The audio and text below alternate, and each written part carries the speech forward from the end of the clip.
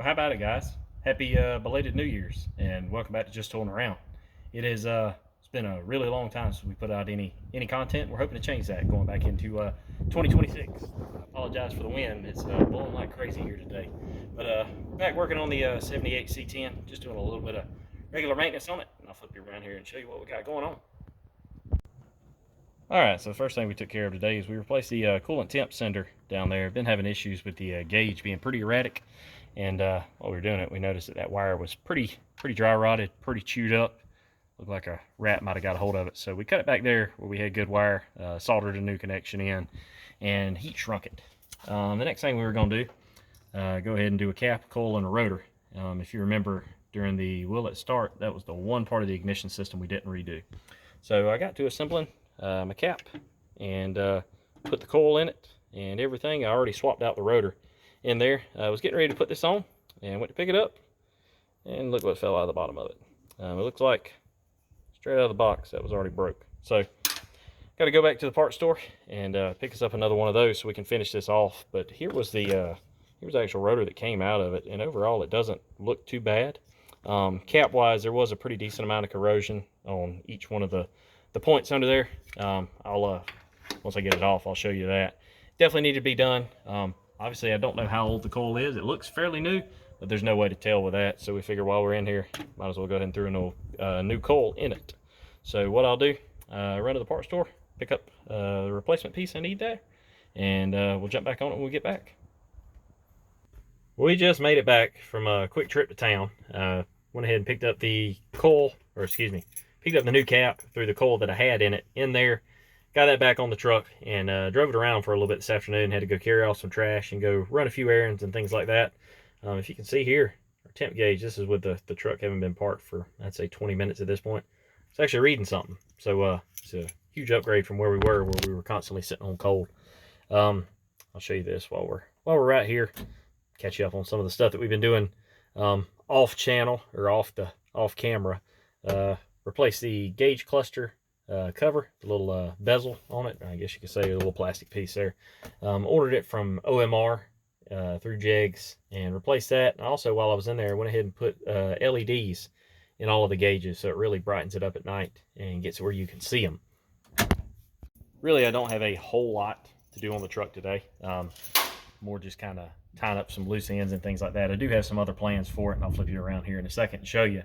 I really just wanted to update everybody where we're at and show you that we hadn't just not been doing anything on the truck. I really just hadn't been recording a whole lot here lately. I normally use my cell phone to record with. I actually broke the camera in it, so I'm kind of using an old cell phone right now that I found to record videos with, so we'll have to figure out the whole video editing side of that.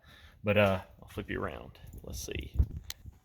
So one thing here coming up this year that we want to work on, last year when we lowered it, if you remember, we did a flip kit in the rear and a 2.5 inch spindle in the front, and it was still pretty nose high, or at least nose high for my liking. So I would like to take the coils out and cut probably a half to a full coil out of it and see if we can bring the front end down and get it to the point where it's at least level, if not slightly lower than the rear end. That's probably the biggest thing I want to do with this one this year. If I could find a set of used fenders, I would definitely go ahead and swap them out, because fenders and fender wells, because it makes it really easy to change headlight bulbs and turn signal bulbs on this side. I can just stick my hand through the bottom. Would like to get that addressed, and I'd like to get rid of, I've told y'all before, I hate these smoked LED lights that I went with. I've got a true set of originals in there to put back on it, knockoffs, but the other fender over there has been up so bad I can't get the trim piece and all to stay on when I mount it. So I need a straight fender, and rather than buying a new one, I'd really like to get a used one, just because the new ones are so dang expensive. And overall, my goal with this truck was just to have something that we could beat around and drive and not spend a ton of money on. Everything that I've done has been on a budget so far, trying to save as much of the original truck as possible. And that's kind of the way I'd like to keep it. Flip you over here and carry you. We'll just kind of do a quick project update while we're out here. I'll show you the Super Duty over there in the background and what we've got going with it. All right, so if you remember the last video that we done on the Super Duty, one of the things that we had done is we pulled the gauge cluster out and we were waiting on it to come back from being repaired.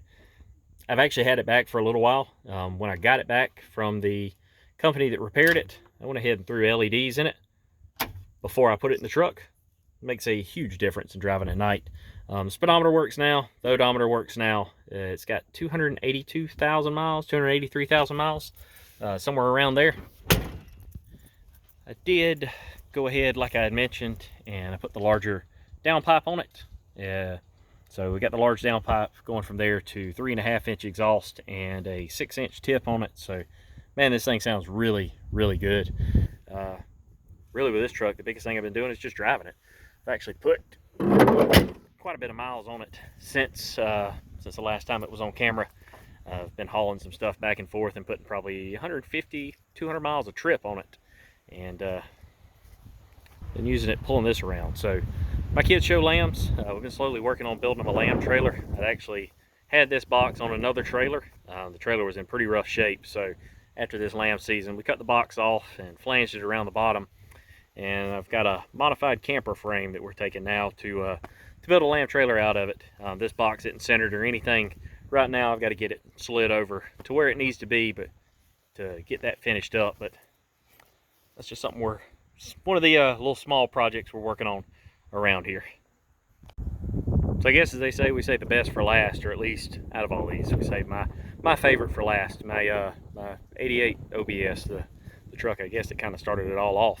I had been driving it quite a bit, and the last time I used it, probably 2 months ago, I was heading down the road, and now I have 3 neutrals. So 700 R4, we lost third gear and overdrive in it, so left it back home in second gear, and it's been parked since then. I've got to get on getting it to a shop and getting the transmission rebuilt, but that'll be something to come later on this year.